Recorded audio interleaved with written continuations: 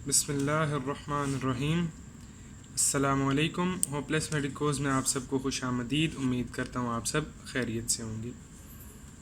आज का हमारा टॉपिक मस्करेनिक रिसेप्टर एक्टिवेटर्स का है और इससे पहले हम कोलिनर्जिक जो और नर्वस सिस्टम कोलिनर्जिक और जो फार्माकोलॉजी है उसका एक ओवरव्यू ले चुके हैं। अगर वो लेक्चर अभी तक आपने नहीं देखा तो यहाँ जाके देख लें और मज़ीद आने वाले लेक्चर्स के नोटिफिकेशन ताकि आपको मिलते रहें तो सब्सक्राइब करके बेल का आइकन दबाना ना भूलिएगा। लेक्चर स्टार्ट करते हैं। मस्करेनिक रिसेप्टर एक्टिवेटर्स दो तरह के होते हैं, एक डायरेक्ट और एक इनडायरेक्ट। बेसिकली मस्करेनिक रिसेप्टर की एक्टिवेशन का जो इफ़ेक्ट है वो प्रोड्यूस करने वाले एक डायरेक्ट एजेंट्स हैं और एक इनडायरेक्ट एजेंट्स हैं।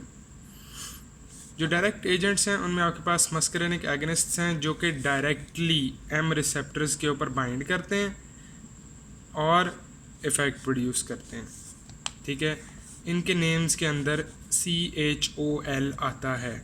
ठीक है, हर एक के अंदर नहीं आएगा। आई विल ट्राई कि हर ग्रुप के लिए मैं आपको एक शॉर्ट हैंड दे दूं। इसका मतलब ये नहीं है कि हर उस ग्रुप के हर ड्रग पे वो शॉर्ट हैंड अप्लाई होगा, लेकिन आपको थोड़ी सी हेल्प हो जाएगी उस ग्रुप को रिकग्नाइज करने में। CHOL वाले जो ड्रग्स हैं जैसे एसिटाइल कोलिन है वो मस्करेनिक एगनिस्ट्स हैं।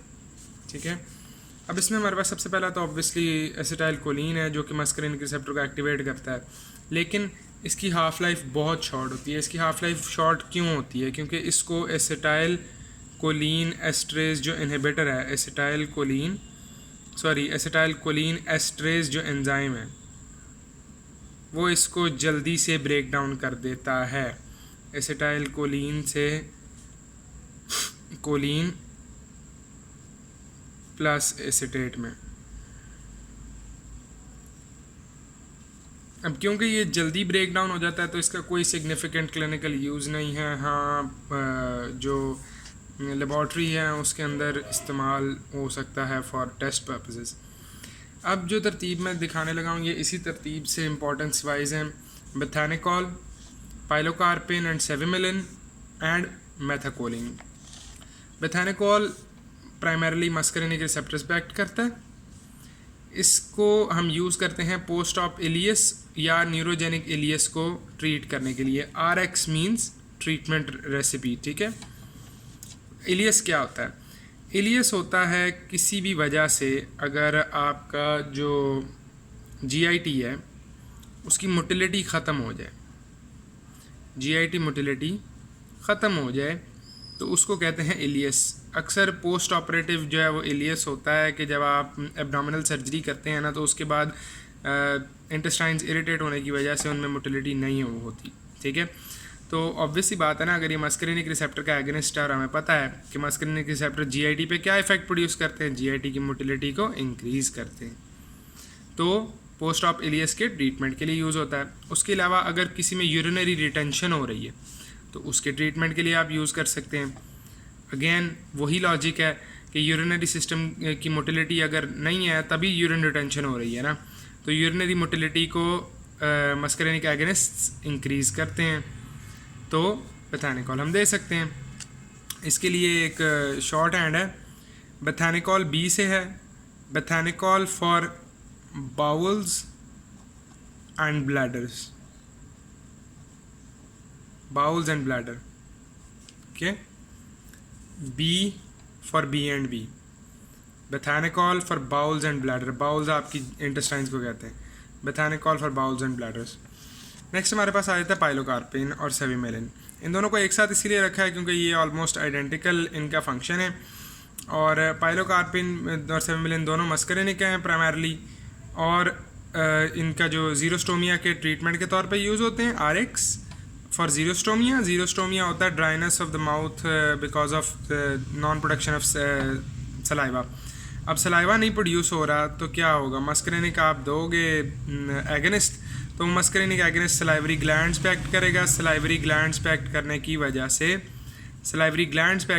वजह से सलाइवा की प्रोडक्शन होगी।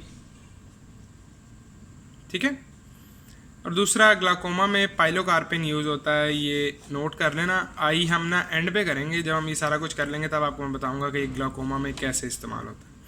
अच्छा, लास्ट टाइम आ जाते हैं मैथाकोलिन पे। मैथाकोलिन बोल भी जाओ तो कोई मसला नहीं है, ये ऊपर वाले दो ज़्यादा इंपॉर्टेंट है। मैथाकोलिन प्राइमरली मस्करिनिक है, थोड़ी सी निकोटिनिक एक्टिविटी है इसकी। अब ये ना ब्रोंकियल हाइपर रिएक्टिविटी में डायग्नोस्टिक के लिए यूज़ होता है। DX मीन्स डायग्नोस्टिक, कि अगर आपने टेस्ट वगैरह करवाए हैं और स्टिल आपको कोई साइन नहीं मिलता ब्रोंकियल हाइपर रिएक्टिविटी का, लेकिन आपको सस्पिशन है, तो आप मैथाकोलिन दे देते हो। अब ये क्या होता है, हमें पढ़ा था कि लंग्स पे इसका ये इफ़ेक्ट होता है कि मस्करिनिक एगनिस्ट का ये इफ़ेक्ट होता है कि ब्रोंको कंस्ट्रिक्ट करते हैं, ठीक है। तो जो आपका पेशेंट अगर वो ब्रोंकियली उसको ब्रोंकियल हाइपर रिएक्टिविटी हुई, तो जैसे ही आप उसको मैथाकोलिन दोगे, फ़ौरन उसकी जो है ना वो जो एयरवेज हैं वो कंस्ट्रिक्ट कर जाएंगे, जिसकी वजह से वो सांस लेने में उसको मुश्किल होने लग पड़ेगी। और जनरली हम फ़ौरन जो है ना इसका वो दे देते होते हैं, एंटीडोट भी दे देते हैं इसको रिवर्स करने के लिए, लेकिन ये बिल्कुल लास्ट रिजॉर्ट होता है एज सच। मतलब इसको प्राइमरी डायग्नोस्टिक के तौर पे नहीं यूज़ किया है, तो just something you should know. और ये एक बात जो याद रखनी है वो ये कि जितने भी मस्करिनिक एगनिस्ट हैं, जितने भी मस्करिनिक आपके पास रिसेप्टर एक्टिवेटर्स हैं, ये सब के सब नॉन स्पेसिफिक होते हैं। नॉन स्पेसिफिक होने से मुराद ये है कि सारे रिसेप्टर्स एक साथ ही एक्टिवेट होंगे, ठीक है। सारे इनरवेटेड रिसेप्टर्स एक साथ एक्टिवेट होंगे, और अगर आपने ब्लड स्ट्रीम, वही बात कि सारे रिसेप्टर्स एक साथ एक्टिवेट होंगे। अच्छा, नेक्स्ट हमारे पास आए थे इनडायरेक्ट एक्टिंग, और इसमें है एसिटाइलकोलिन एस्ट्रेज इनहिबिटर्स। आज हम इसके ड्रग्स की बात तो नहीं करेंगे, लेकिन मैं आपको चंद बातें इसके मतलब बताऊंगा जो इंपॉर्टेंट है। सबसे पहले तो रिवाइज कर लेते हैं एसिटाइलकोलिन एस्ट्रेज क्या था। अभी हमने ऊपर बात की, एसिटाइलकोलिन एस्ट्रेज जो है वो एंजाइम है जो कि एसिटाइलकोलिन की ब्रेक डाउन कर रहा है सिनेप्टिक लेफ्ट के अंदर इनटू कोलिन एंड एसिटेट। इससे क्या होता है, इससे ये होता है कि एसिटाइलकोलिन की एक्टिविटी ख़त्म हो जाती है। तो अगर हम इस एंजाइम का इनहिबिटर देते हैं जो कि इसको नॉकआउट कर देता है या रोक देता है अपना काम करने से, तो उससे ये होगा कि ये स्टेप नहीं होगा, एसिटाइलकोलिन का सिनेप्टिक लेफ्ट के अंदर बिल्डअप हो जाएगा, ठीक है। तो इनडायरेक्टली ये जो एसिटाइलकोलिन इनहिबिटर है, ये एसिटाइलकोलिन जैसा इफेक्ट प्रोड्यूस करते हैं। That's why they are also called cholinomimetics. Mimetic मतलब मिमिक करने वाले, नकल करने वाले किसी चीज़ के।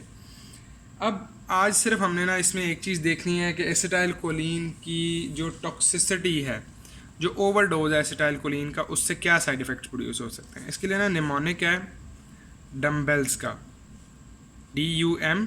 फ़र्क यह है कि जो बेल्स वाला पोर्शन है ना, उसमें हर चीज़ आपने डबल करनी है एक्सेप्ट वो चीज़ जिसको डबल करना चाहिए। बेल्स के स्पेलिंग होते हैं BELLS। B भी डबल करना है, E भी डबल करना है, सिंगल L है, S भी डबल करना है, double B, double E, L और डबल S। डम्बील्स या डम्बल्स जो भी आपने बोलना है वो आपके ऊपर है। निमोनिक क्या है, D से डायरिया, किस रिसेप्टर की वजह से होगा, सोचो। डायरिया क्या है, डायरिया होता है GIT की एक्सेसिव मोटिलिटी। GIT पे कौन सा रिसेप्टर होता है, M3।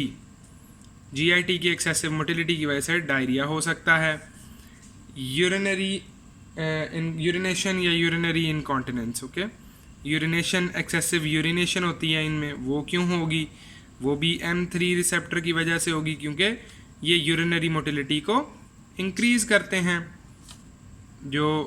जो भी ड्रग कोलिनोमिमेटिक है वो यूरिनरी मोटिलिटी को इंक्रीज़ करेगा।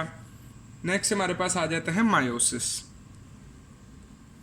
मायोसिस क्या होती है, ये भी M3I के ऊपर रिसेप्टर होता है।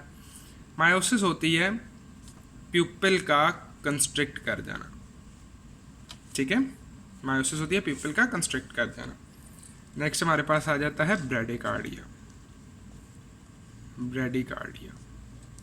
ब्रेडिकार्डिया क्यों होगा, जब M2 रिसेप्टर्स हैं, M2 रिसेप्टर्स हैं आपके हार्ट के, उनके ऊपर एक्ट करेगा एसिटाइलकोलिन तो हार्ट रेट को रिड्यूस कर देगा। रिमेंबर M2 एक GI कपल्ड रिसेप्टर है, मेमोरी का मारा था MAD2s। और नेक्स्ट हमारे पास आ जाता है ब्रोंकोकंस्ट्रिक्शन। ये अभी मैंने आपके साथ बात की कि कैसे ब्रोंकोकंस्ट्रिक्ट करते हैं। रिसेप्टर कौन सा है, रिसेप्टर इसका M3। और नेक्स्ट हमारे पास आ जाता है एमेसिस। एमेसिस कहते हैं वॉमिटिंग को, ठीक है। इसमें M1 और M3 दोनों का रोल है, ठीक है। M1 का रोल ऐसे ही है कि M1 CNS में पाए जाते हैं। CNS के जो वॉमिटिंग सेंटर्स हैं वो एक्टिवेट होते हैं, उनके एक्टिवेट होने की वजह से वॉमिटिंग इंड्यूस होती है। और दूसरा M3 जो मसल्स की कंट्रैक्शन करवाते हैं, जिसकी वजह से हो सकती है। नेक्स्ट हमारे पास आ जाता है एक्साइटेशन। एक्साइटेशन जो है वो प्योरली M1 रिसेप्टर की वजह से हो रही है, एक M1 रिसेप्टर की वजह से, और ये एक्साइटेशन जो CNS की है वो M1 की वजह से, ठीक है। और दूसरी जो होती है वो होती है निकोटिनिक या NM की वजह से। NM की वजह से जो आपके स्केलेटल मसल्स जो हैं उन पे इफेक्ट होता है। नेक्स्ट हमारे पास आ जाता है लैक्रिमेशन, फिर आ जाता है सैलिवेशन और स्वेटिंग। अब ये जो तीनों है ना, ये तीनों के तीनों M3 की वजह से हो रहे हैं, क्योंकि M3 ग्लैंड्स के ऊपर पाया जाता है। जब ग्लैंड्स एक्टिवेट होते हैं तो सैलिवेशन, लैक्रिमेशन और स्वेटिंग होती है, ठीक है। और ये NM वाले क्यों इफेक्ट्स आ रहे हैं, क्योंकि याद करें कि एसिटाइलकोलिन जो है वो निकोटिनिक रिसेप्टर्स के ऊपर भी एक्ट करता है। जब एसिटाइलकोलिन एस्ट्रेज इनहिबिटर देंगे तो वो उन N और NM रिसेप्टर्स को भी इफेक्ट करेगा। आज के लिए हमारा लेक्चर यहीं पे हम रोकेंगे, और कल इंशाल्लाह हम जो एसिटाइलकोलिन एस्ट्रेज इनहिबिटर्स हैं इन ड्रग्स की बात करेंगे और इनके क्लिनिकल यूजेस की बात करेंगे। अस्सलाम वालेकुम।